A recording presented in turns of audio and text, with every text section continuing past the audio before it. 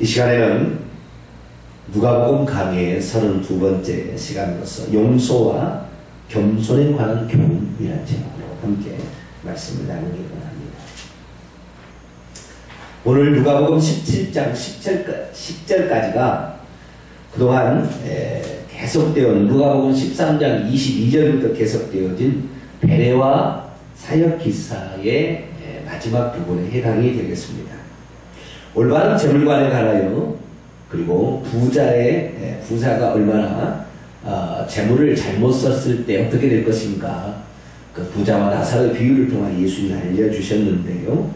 이어서 제자들이 갖춰야 될 4가지 덕목을 오늘 본문 말씀에 말하고 있습니다. 처음 2가지는 형제와의 관계에서 갖춰야 될 2가지 덕목이 나오고요. 7절부터는 하나님과의 관계에서 갖춰야 될 2가지 덕목을 말하고 있습니다. 1절부터 6절까지 말씀 보면 죄를 짓게 하는 자가 받을 심판의 그 중함에 대해서 한 부분이 나오고요. 그 다음에 죄를 지은 자가 회개할 때 그를 어떻게 해주겠느냐, 용서하되 무한대로 용서해주라, 그런 부분이 나옵니다. 그리고 7절 이하에 보게 되면 믿음이 무엇인가, 그리고 그 믿음의 능력이 얼마나 센 것인가, 교자씨 하나할 만한 믿음이 있어도 엄청난 능력을 지니고 있다라는 그런 말씀이 나오고, 주인을 섬기는 종의 자세가 자기 할 일을 다 한다고 해도 나는 무익한 종일 뿐입니다 라는 말을 하라는 이 총 4가지의 말씀이 나오고 있습니다. 한 구절씩 읽어가면서 우리가 말씀의 은혜를 나누기 원합니다. 먼저 첫 번째는 1절부터 2절까지 말씀인데요. 같이 한번 읽어볼까요? 시작. 예수께서 제자들에게 이르시되 실족하게 하는 것이 없을 수는 없으나 그렇게 하는 자에게는 화르다. 그가 이 작은 자들 중에 하나를 실족하게 할진대 차라리 연자 맷돌이 그 목에 매어 바다에 던져지는 것이 나으리라. 너희는 스스로 조심하라까지 원래는 한 부분으로 봅니다. 여기까지. 이러니까 조심하라. 아시겠죠? 보고 그 다음에 만일 어떤 이제 다음 패러그래프로 봅니다. 자, 그러면 여기 보니까 실족하게 하는 문제가 나오죠. 그죠? 실족한다는 것은 발이 헛디뎠다라는 것으로 우리가 이해하기 쉬운데, 원문에는 실족한다는 것이 그게 아니고요. 내가 발을 헛디딘 것이 아니라 남이 넘어지게 하도록 죄를 짓게 하는 일이에요. 그러니까 이 실족하게 한다라는 말의 원문을 찾아보게 되면 스칸달라라는 말인데요. 올무를 놓다, 장애물을 설치하다, 덫을 놓다, 부딪히는 돌에 부딪히게 하다, 그런 뜻이에요.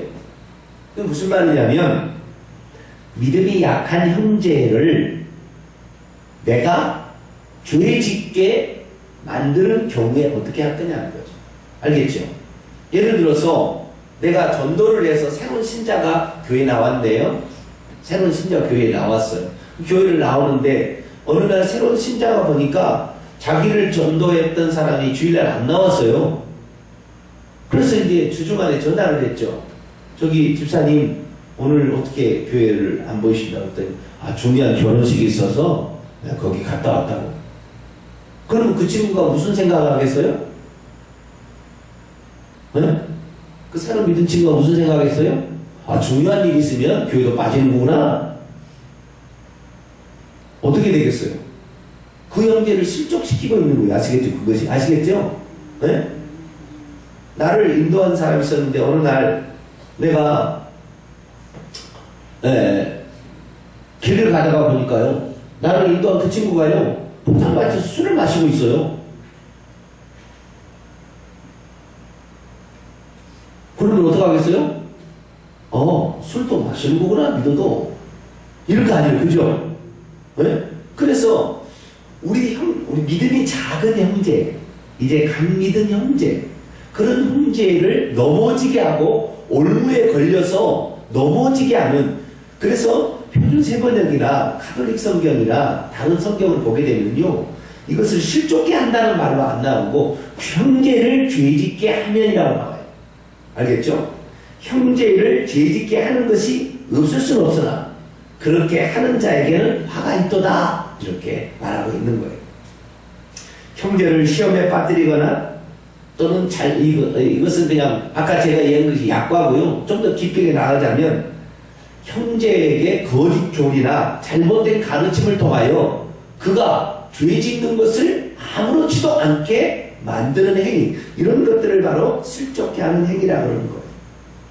그런데 이런 사람은 어떻게 될 거냐? 주님께서 그가 받을 중한 형벌을 얼마만큼 강조해서 얘기하냐면 연자맷돌을 목에다가 메고 바다에 빠져서 이렇게 죽는 거는 자살하라는 말은 아니에요. 이 주체는 그런 형벌을 네가 받게 된다. 받는 것보다 낫다라는 거예요. 이게 무슨 말이냐면 로마나 그리스나 수리아 지역에서 자기 부모를 죽인 원수들이나 또는 뭡니까? 사회적으로 아주 큰 질서를 파괴해서 문란한 사회를 아주 어지럽히는 사람들은 당시 연자맷돌을 목에다가 이렇게 매가지고 물에 빠져서 죽게 해요. 그게 사형 방법이 사형 방법. 연자맷돌이 얼마나 큰 줄 아세요? 연자맷돌.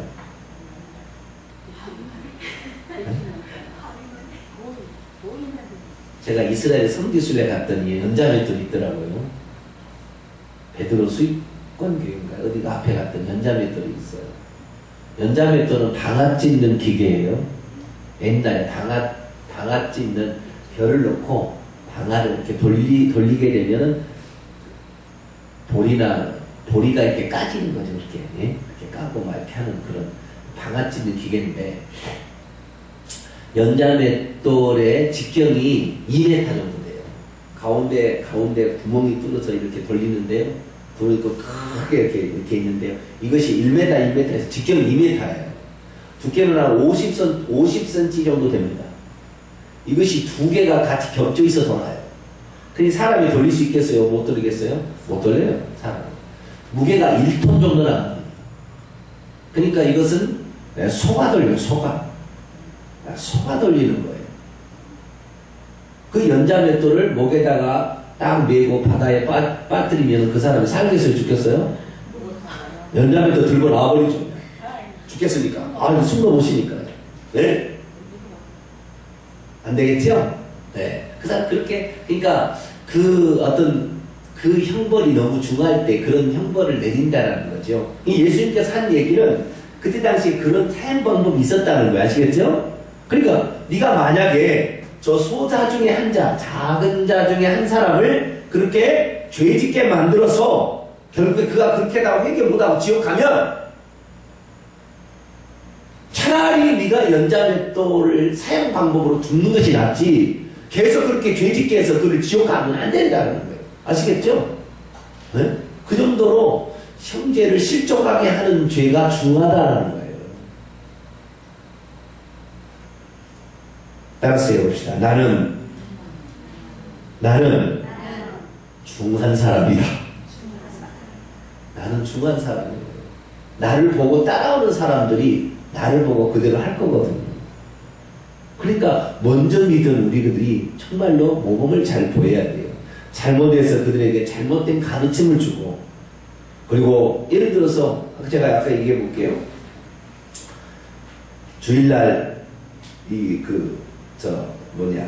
결혼식장에 가가지고 예배를 빠졌어요. 전화를 해서 나중에 만나서 얘기해보니까 결혼식장에 가서 빠졌다고 그랬어요.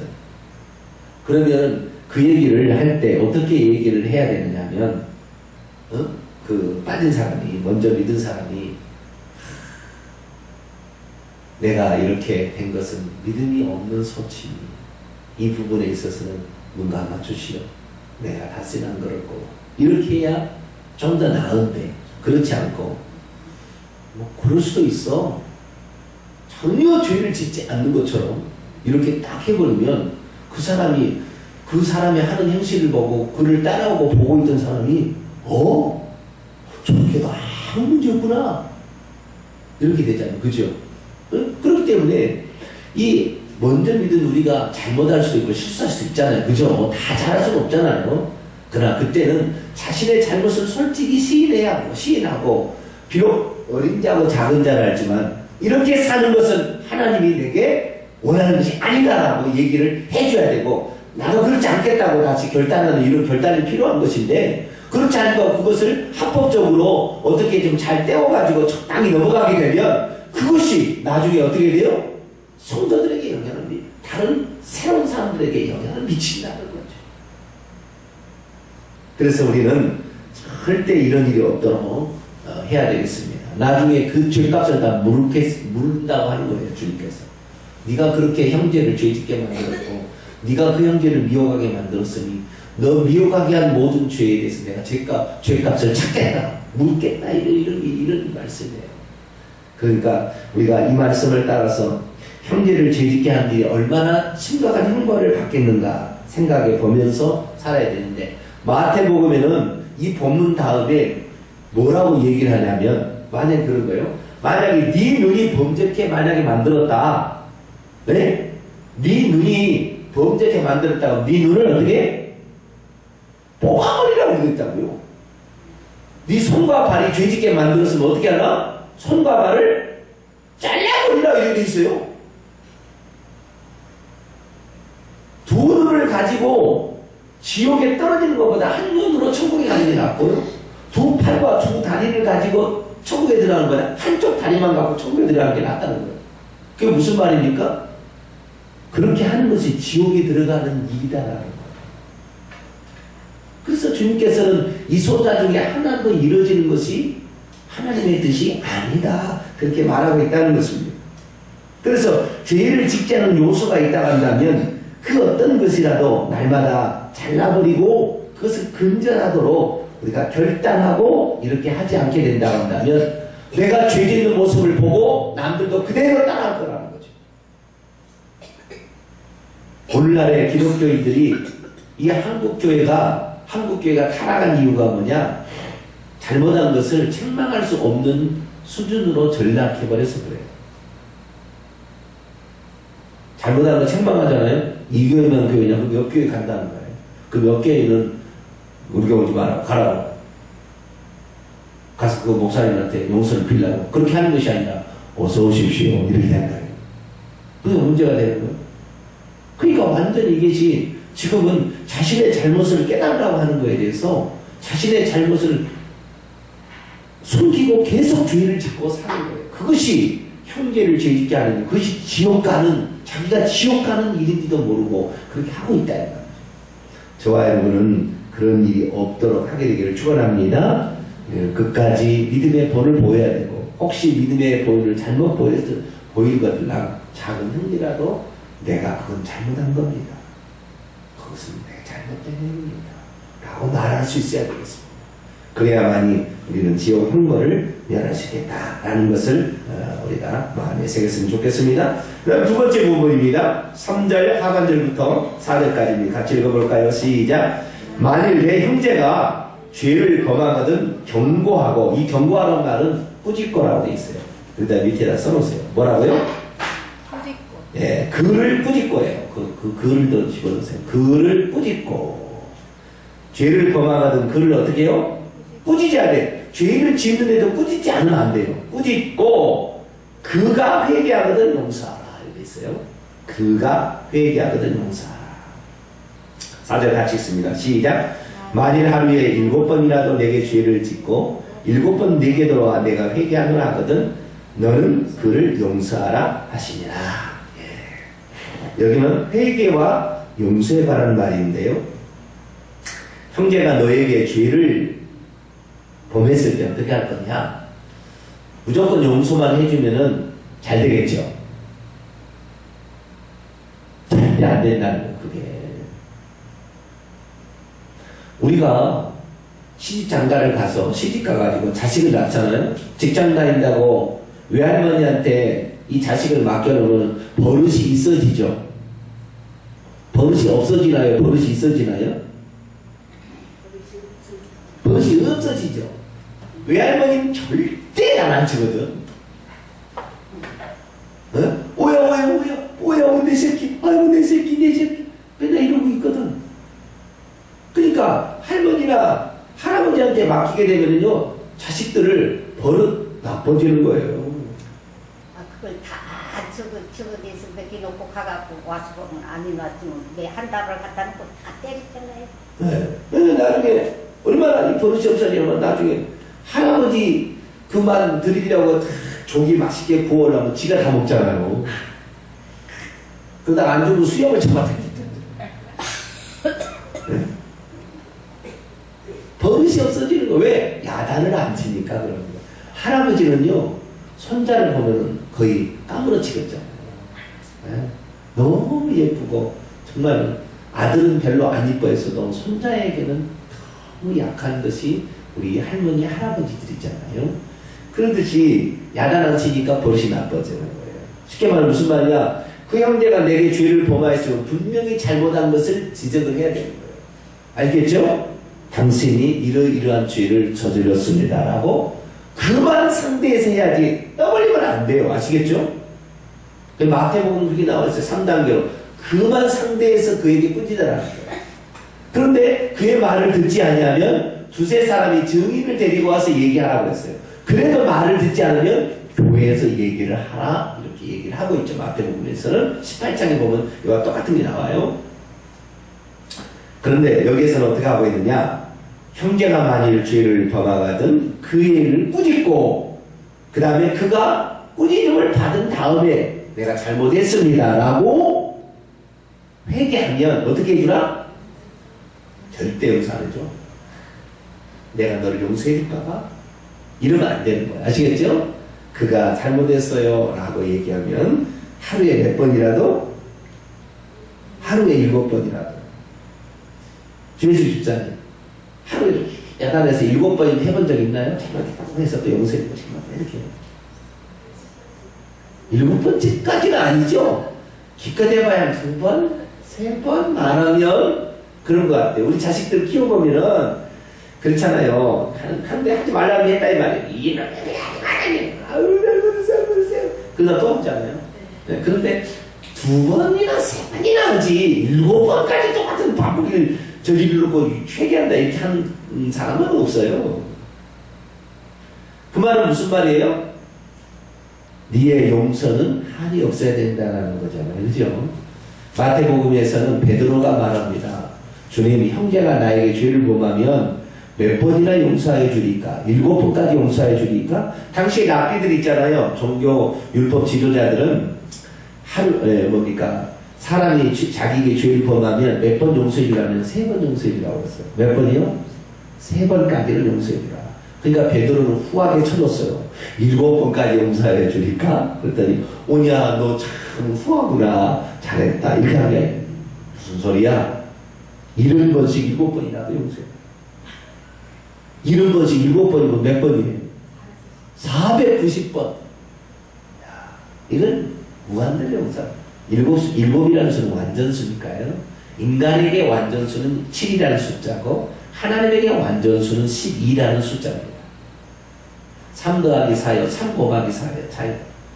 3 더하기 4, 7이라는 숫자는 인간에서 완전수인데 인간이 할 수 있는 범위의 최대한까지 너는 그를 용서해라 라고 그렇게 말하고 있다는 것이죠. 왜 그러면 우리는 우리에게 범죄한 자들을 용서를 해줘야 될까요?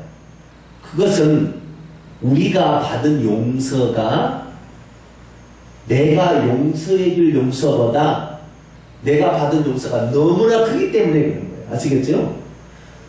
그것을 예수님이 비유로 마태복음에 얘기하는데 너가 하나님으로부터 용서받은 것은 1만 달란트를 용서받았다. 탕감받았다. 그러나 네 형제가 너에게 죄지은 것은 100데나리온 탕감받은 것이다 라고 얘기를 하는 거예요. 자, 100데나리온이라는 것은 노동자의 하루 품삯이 1데나리온. 하루 품삯이 1데나리온이요. 4만원, 5만원 정도 하겠죠. 많으면 뭐 10만원까지 하겠지만. 자, 그래서 노동자가 3달, 4달쯤 벌게 되면은 갚을 수 있는 분량을 자기 형제가 자기 죄를 범한 사람이 있었어요. 근데 이 사람은 정작 자기 주인에게 얼마를 빚을 졌냐면 1만 달란트를 빚을 졌어요. 1만 달란트예요. 그럼 한 달란트는 얼마냐? 한 달란트는 6천 데나리온입니다. 얼마요? 6천 데나리온. 그러면 1에서 10,000배를 해보세요. 노동자가요 20만 년을 벌어야, 아무것도 안 먹고 20만 년을 벌어야 갚을 수 있는 돈이 1만 달란트입니다. 그 답은 뭐예요? 갚을 수 없다. 사람 20만 년 살아요? 네? 20만 년을 사냐고요? 20만 년. 이건 불가능한 이야기잖아요. 그죠? 주인한테 이 사람은 1만 달란트를 빚이 졌어요. 주인이 어느 날 불렀어요. 너 빚을 갚으라. 그랬더니 1만 달란트 빚진 자가 아이고 주인님 용서해주세요. 아니 용서해주세요. 말을 해주세요. 갚겠어요. 아니야, 너 빚을 갚아야 돼. 네 몸을 팔고 네 처자식을 다 팔고 그 다음에 네 집안에 있는 모든 것을 우선 다 팔아서 갚아라. 그랬더니 제발 용서해주세요. 내가 꼭 갚겠습니다. 그랬더니 주인이 그 빚을 탕감해 주었대요. 이 탕감해 주었다는 말의 의미를 잘 알아야 되는데, 이 탕감해 주었다는 말은 없애 주었다는 말일까요? 아니면 연기를 해줬다는 말일까요?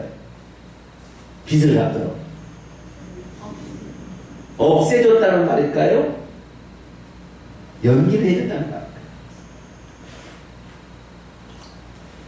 탕감이라는 단어를 잘 알아야 되는 거예요. 탕감이라는 단어는 무슨 단어냐면요, 우리가 칭의가 되죠. 칭의가 뭔지 알죠? 우리는 의롭지 않은데 예수님의 피로 우리의 죄를 덮어서 우리가 의롭다 칭함을 받는 거예요. 근데 실제는 의롭지 않아요. 근데 하나님이 볼 때는 예수의 피로 말미암아 의로운 거죠. 그게 칭의예요. 마찬가지예요. 이 사람이 탕감을 해줬다는 것은 그 빚이 없어졌다는 건 아니에요. 없애줬다는 건 아니고요. 그 빚에 대해서 갚지 않아도 되게끔 해주기는 해줬으나 안 갚아서 될 일은 아니에요. 아시겠죠? 그럼 나중에 만약에 탕감해줘서 없애버렸다 그러면은 나중에 지가 지 동반 100달러를 빚진 자를 옥에다가 가둬가지고 하는 것을 보고 주변의 친구들이 다시 주인에게 와야지, 이놈은 지가 탕감받은 것에 비하면 조그만 것밖에 안 되는데 그 용서해주고 옥에 가뒀습니다 얘기하니까 주인이 들여다가 이렇게 옥졸에다가 집어넣어버리라고요. 근데 다시 말해서 그 빚이 없어진 게 아닌 거예요. 아시겠죠? 그 빚이 남아있으나 없는 것처럼 여겨주는 거예요. 아시겠죠? 네?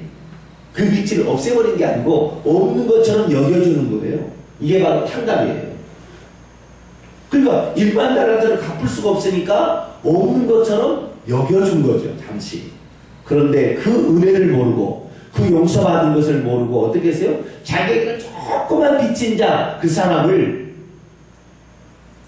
멱살을 붙잡고 옥에다가 집어넣어가지고 옥살이를 시키고 있다. 그럴 때 하나님께서는 너가 용서받은 것을, 그 용서받은 긍휼이 불쌍히 여김을 너는 알지 못하는 거야.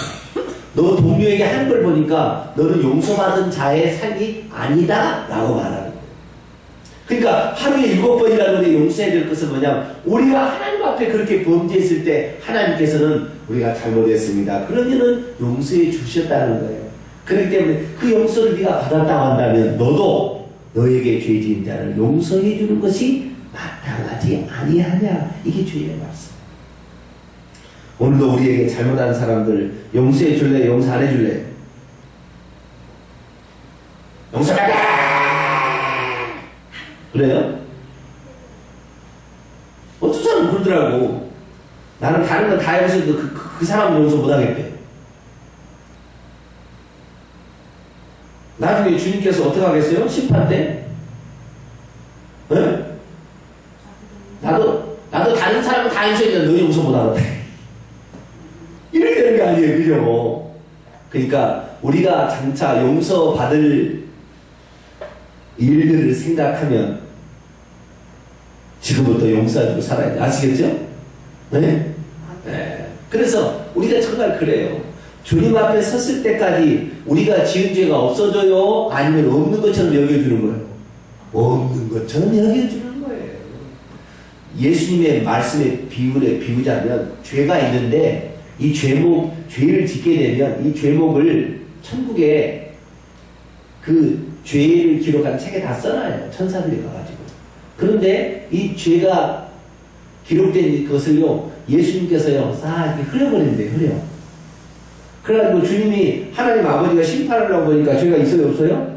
없어요. 그래서 이 사람 죄 없는 것처럼 여기나 죄가 완전히 없어진 거 아니에요. 다시 하면 나와요, 안 나와요? 나오는 거라니까요.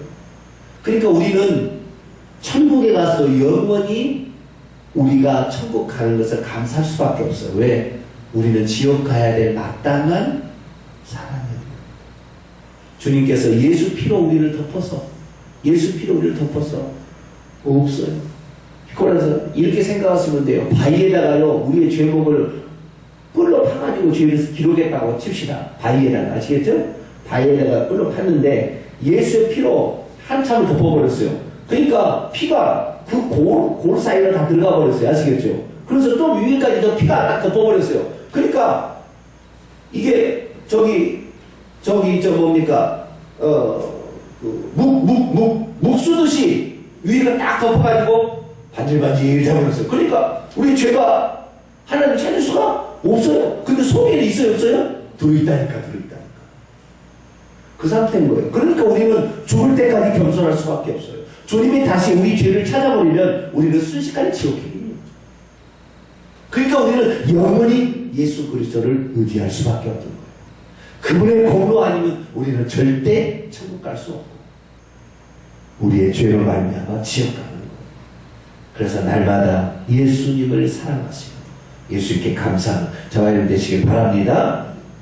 자, 이제 두 가지 문제가 더 나와요. 이것은 형제들의 사이에서 해야 될 일이죠. 그래서 형제를 실족하게 말이고, 그 다음에 형제가 죄를 범하면 꾸짖고 그리고 용서해 주라 라는 말이고요. 이제 5절부터 10절까지 말씀을 보게 되면 5절부터 10절까지 말씀은 또 두 가지 일을 합니다. 사도들이 이 두 가지를 앞에를 말했어요. 실족해 하지 마라. 그 다음에 하루에 7번이라도 용서해라. 그랬더니 사도들이 주님께 말합니다. 주님, 우리들은 그거 못하겠는데 그렇게요. 우리는 그렇게 못 살아요. 그러려면 우리에게 믿음이 필요해요. 우리에게 믿음을 더해주세요. 라고 얘기를 했어요. 그랬더니 주님께서 뭐라고 얘기하느냐. 6절 말씀입니다. 같이 한번 읽어보시죠. 시작. 주께서 이르시되 너희에게 겨자씨 하나님 만한 믿음이 있었다라면 이 뽕나무더러 뿌리가 뽑혀 바다에 심겨라 하였을 것이요 그것이 너희에게 순종하였으리라. 아멘. 뽕나무 뽑아보신 분? 네? 뽕나무 뽑아보신 분? 뽑아봤어요? 네. 잘 뽑히죠? 왜 뽕나무? 초승나무 아니면 왜 뽕나무? 잘 뽑혀요? 안 뽑혀요? 왜 뽕나무 심은 지가 이게 지금 한 4, 5년밖에 안 돼서 뿌리기가 쓰이질 않았어요. 그랬었어요? 그래서 잘 뽑히다. 뽕나무 안 뽑힙니다. 돌짝 밭에도요 뽕나무가 잘 사는데요. 모래만 있는 땅이라 한다면 뽑힐 수 있으나 뽕나무 뿌리가요 얼마나 다닥다닥다닥 뻗어나가는지 몰라요. 뽑아보신 분 알아요. 저는 저희 집, 제가 살고 있는 집이 시골에 태어났던 그 집이 두 번이었어요. 이렇게 있다가 우리 집이 있었는데 그 옆에가 뽕나무 밭이었어요. 그래서 뽕나무 바대를 뽑아버리고 뽕나무를 먼저 베었죠. 옛날에 양장 다 있잖아요. 직원에서는 시골은 다. 그래서 거기서 따다가 뽕을 쳤어요.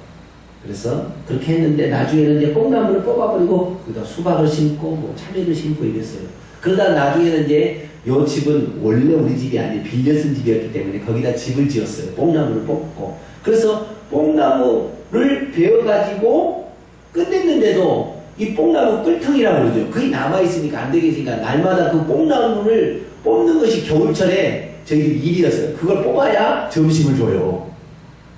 그러니까 곡괭이를 가지고 가서 뽕나무를 뽑는데 얼마나 뽕나무 뿌리가요. 두께가 이렇게 시작해가지고요. 계속 뻗어나갑니다. 얼마나 뽕나무 뿌리 이게 가지고 웬만해 가지고는 안 뽑혀요. 그러니까 막 나중에 안 뽑히니까 가가지고 톱으로 막 썰고 막 이렇게 해가지고 해야 돼. 경과합니다. 이 뽕나무나 무화과나 다 뽕나무과예요. 똑같이. 그래서 이 뽕나무나 무화과나 한 번 심으면 뽕나무가 안 죽습니다. 뽕나무는 안 죽어요. 뽕나무 얼마나 생존력이 강한지 몰라요.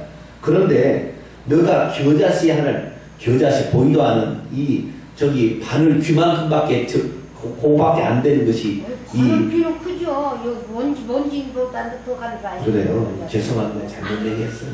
바늘 귀보다 더 적은 이 겨자씨 하늘만한 그 믿음이 있으면 뽕나무가 팍팍 펴버려야 돼요.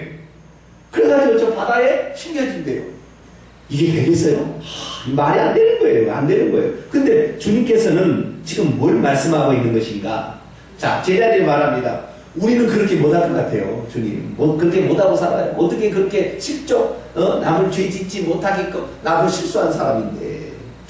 그 다음에 그렇게 용서를 그렇게 하라는데 난 그렇게 못해요. 우리는 믿음이 있어야 돼요. 믿음이 있어야 돼요. 믿음을 더해주세요. 막 그랬어요. 주님께서 아니야. 너희들이 믿음이 보태져서 너희들이 그 일을 할 수 있는 게 아니고 믿음의 실체를 너희들이 확실히 믿기만 하면 그 믿음이 아주 작은 거랄지라도 엄청난 능력을 가지고 있어서 얼마든지 용서하며 살 수 있어 라는 사실을 말해주고 싶었던 거예요. 그러니까 믿음은 양의 문제가 아니라 질의 문제예요. 그래서 이 믿음이 아주 작은 건데요. 믿음이 아주 작은 건데 이 믿음이 엄청난 능력을 지니고 있다는 사실을 지금 예수님이 얘기하는 거예요. 그래서 우리는 믿음은 어디서 막 보태주는 줄 알고 더해주는 줄 아는데 그게 아니라 우리가 이미 가진 이 믿음이 어떤 믿음인지를 알고 사용만 할 수만 있다고 한다면 이 믿음은 무슨 일인지 하고도 남을 수 있는 믿음이다 라고 예수님이 얘기하고 있다는 거예요.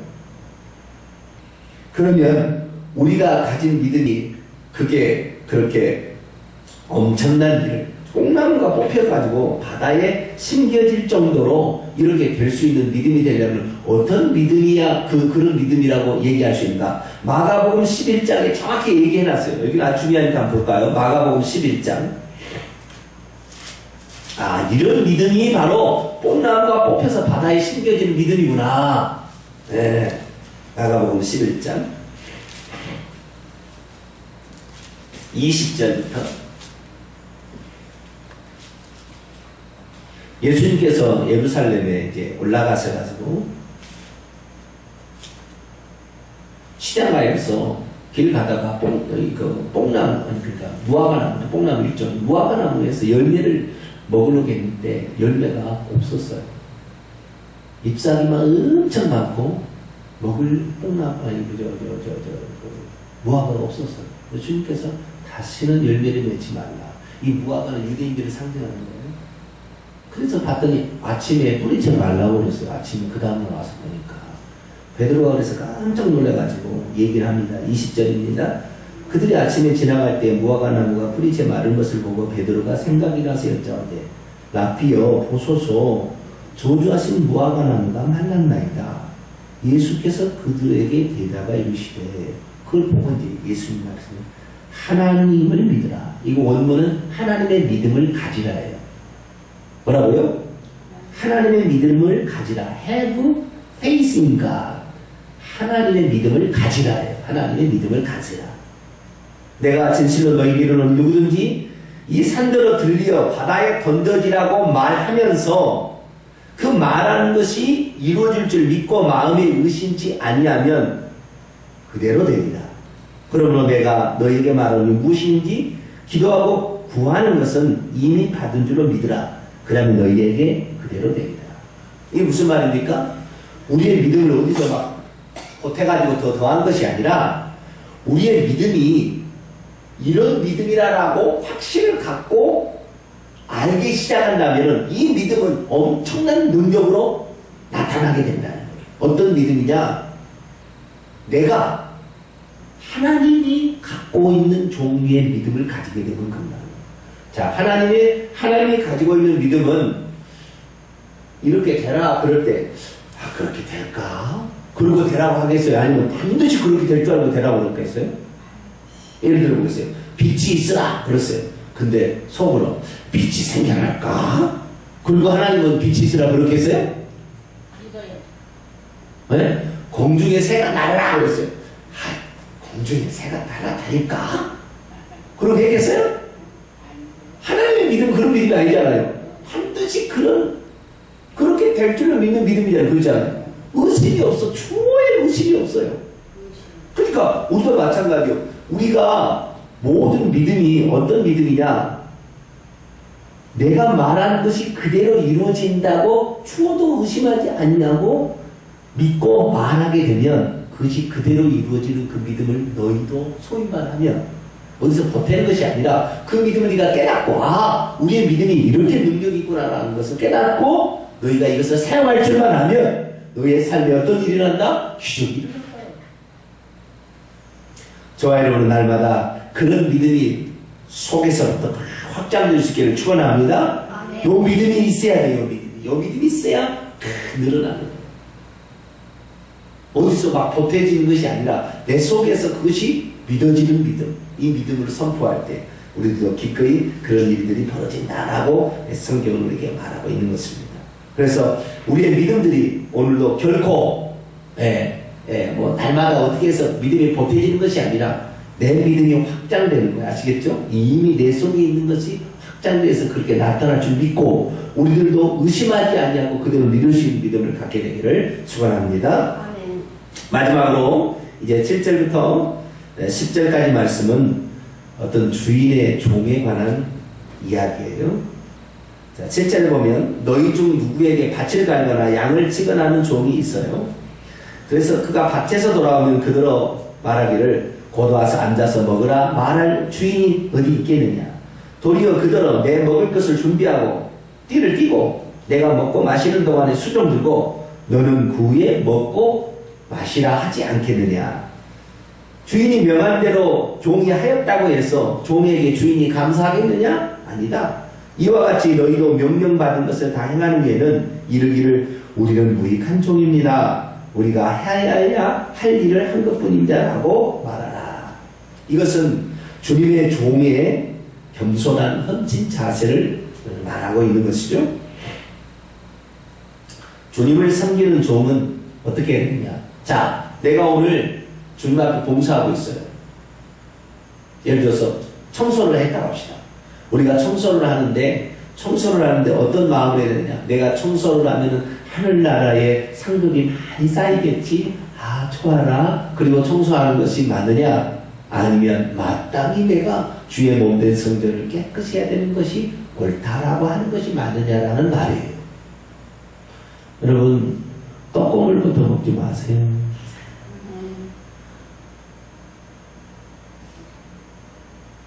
그 주님이 주시면 받는 것이고 안 주셔도 관계없어요. 그죠? 응? 그런 마음으로 사셔야 돼요. 너무 떡고물에 너무 거기에 몸을 매달고 있으면 안 돼요. 그러면 어떻게 하냐면 공로주의가 되고 율법주의가 되는 거예요. 내가 했으니까 좀 이렇게 해주십시오라는 거잖아요. 그럼 우리가 구원받기 위해서 우리가 주님 앞에 한 일이 있습니까? 아무것도 없잖아. 그렇기 때문에 우리도 마찬가지로 주님께서 우리에게 아무것도 바라지 않냐고 당신의 생명을 내놓았듯이 우리들도 주의 보이지 않지만 주의 몸된 교회는 보이니까 곧 교회가 주님이니까 주의 몸된 교회를 위해서 그렇게 봉사하는 것이 마땅하다 이렇게 생각하고 하실 때에 할 때에 하나님께서 그 믿음의 소중성을 보시고 나중에 갚아주신다는 거예요. 근데 우리는 너무나 떡고물해요. 그래서요, 혹시 여러분이 많이 수고했는데 제가 혹시 담임 목사 가가지고 아유 우리 집사님 귀한 일 하셨네요 말하지 않으면은 할렐루야 춤을 추세요. 할렐루야. 대답이 없으시네. 내가 칭찬 안 해주면 할렐루야 하고 춤을 추세요. 할렐루야. 알겠죠? 네? 내가 칭찬하면 하늘에서 칭찬받을 것이 없대요. 그러니까 못 알아주는 것이 더 좋아요. 네, 그게 더 좋아. 왜? 하나님은 다 보고 계시니까. 그런데 얼마나 오늘날의 종들이 어떻게 생각하느냐. 종들이 자 보세요. 우리는 예수 그리스도께서 우리를 구원하실 때 그분의 핏값을 우리를 사셨죠. 그죠? 자, 고린도전서 6장 한번 볼까요? 고린도전서 6장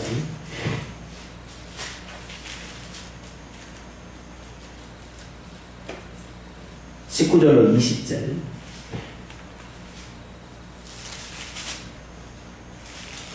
고린도전서 6장 19절로 20절. 같이 한번 읽어볼까요? 시작. 너희 몸은 너희가 하나님께로부터 받은 바 너희 가운데 계신 성령의 전주를 알지 못하느냐. 너희는 너희 자신의 것이 아니라 값으로 산 것이 되었으니 그런즉 너희 몸으로 하나님께 영광을 돌리라. 주님의 핏값으로 우리를 사셨어요. 그렇기 때문에 내 몸은 내 것입니까? 주님의 것입니까?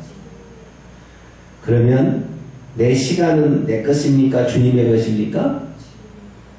자, 내 돈은 내 것입니까? 주님의 것입니까?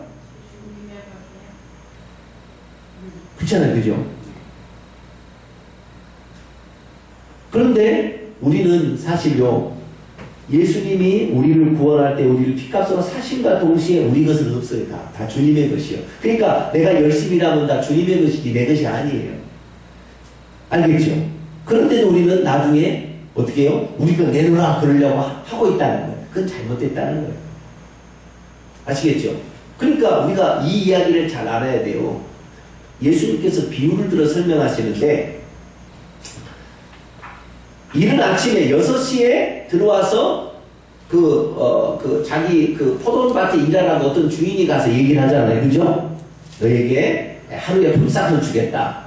그런데 오전 9시에 갔는데도 오전 9시에도 놀고 있는 사람이 있어서 들어보내고요. 12시에 갔는데도 들어보내고요. 오후 3시에 갔는데도 아직 포도원에서 일을 뽑아가지 않아가지고 일하고 있었어요.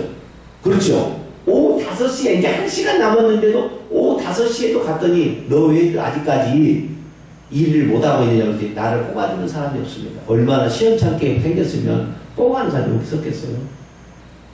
그러면 내가 너에게 합당하게 주리라. 그리고 그러니 저기 포도원에서 일하라 그랬잖아요. 그죠?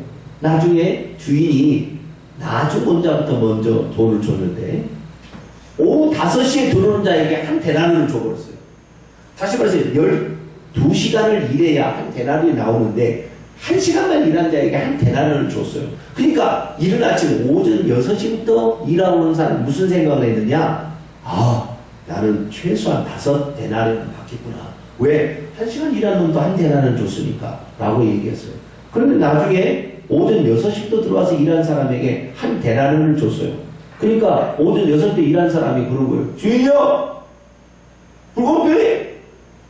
뭐가 불공평하냐? 저놈은 1시간밖에 일 안 했는데 한 데나리온을 주고 나는 이른 아침부터 그냥 뜨거운 때 앞에서 이렇게 고생했거늘 한 데나리온을 주니까. 그랬더니 주인이 뭐라고 했냐? 너한테 원래 한 데나리온을 약속하고 너는 포도에 가서 일하라 하지 않았느냐? 네 것이나 가지고 가라. 내 것을 가지고 내 뜻대로 할 것이 아니냐? 네 뜻대로 할 것이 아니라 이건 내 것이니까 내 뜻대로 할 것이라 라고 말하는 거예요. 그러니까요, 주님의 보상은 시간을 많이 했다고 많이 보상을 주는 것이 아니라 1시간 일을 할지라도 그 오후 5시에 들어오는 1시간 일하는 사람은 얼마나 열심히 일했는가 한번 생각해봐요. 얼마나 일했겠는가. 1시간만 때우면 나는 된다. 그러고 일했겠어요. 아니면 나같이 부족한 자를 불러서 이 포도원에 들여보내다니 내가 할 수 있는 한 내가 다 하리라. 그렇게 일했겠어요. 한번 생각해보시오. 주님의 보상은 논리적인 계산으로 보상되는 것이 아닙니다. 그래서 우리는 항상 우리는 다만 하여야 할 일을 한 것뿐입니다. 라고 고백할 수 있는 겸손한 종이 되어야 됩니다. 아시겠죠? 따라서 합시다. 나는 무익한 종입니다. 하여야 할 일을 한 것뿐입니다. 이렇게 고백하는 것이 제일 좋다는 거예요. 아시겠죠? 제가 목회자가 되었다고 말이죠. 우리 성도들한테 영적인 양식을 여러분에게 줬다고. 자, 저기 김시현 집사님, 나 요즘에 저기 갈비가 좀 먹고 싶네. 갈비 좀 사지? 해야 되겠어요? 안 해야 되겠어요? 그냥 지금 그러면 안 돼요. 네? 우리 홍수 원사님, 내 양복 요즘에 떨어졌는데, 네, 저 양복 한 벌 이렇게 하면 되겠어요? 안 되겠어요? 천국에 상이 없어요. 네? 천국에 상이 없다는 거예요. 우리는 마땅히, 저는 그래요. 여러분에게 말씀을 증거하고 주일마다 신선한 꼴로 여러분의 말씀을 준비하고 하는 것이 마땅히 해야 될 일로 저는 생각하고 있어요. 여러분에게 무슨 보상을 바라고 저는 그러지 않습니다. 이게 바로 성경이 우리에게 가르쳐주는 거예요. 그러니 여러분들도 여러분이 해야 될 일을 마땅히 한 것이라고 생각하고 하게 될 때 교회는 더욱더 아름다워지고 행복한 교회가 되는 거예요. 아시겠죠? 의무나 막 명령이나 이렇게 하는 게 아니라 마땅히 해야 될 일입니다 라고 생각하고 하게 될 때 이 놀라운 역사가 거기에 있는 거예요. 우리는 끝까지 겸손한 정으로 살아가십시오. 할렐루야. 그래서 정말로 내가 마땅히 할 일은 나는 한 것뿐이지 내가 뭐 보상을 바라고 한 것이 아닙니다 라는 그런 자세로 평생 살아간다면 주님께서 나중에 우리를 다 헤아리시고 오후에 5시에 들어와서도 한 대란 주듯이 우리에게 다 우리 걸 보시고 보상해 주실 줄을 믿습니다. 기도하겠습니다. 거룩하신 아버지 하나님, 우리는 세상에 살아가면서 너무나 우둔할 때가 많습니다. 그래서 인간적인 계산과 방식으로 하나님을 섬기려 할 때가 얼마나 많은지 주여 용서하여 주시옵소서. 오늘 우리가 하나님의 말씀을 들으며 무엇이 얼마나 잘못되었는지 우리 자신을 돌이켜봅니다. 이제는 끝까지 겸손하게 하나님을 섬기며 살아 주께 영광 돌리는 우리의 모든 삶이 되게 하여 주옵소서. 우리 주 예수 그리스도의 이름으로 기도하옵나이다. 아멘.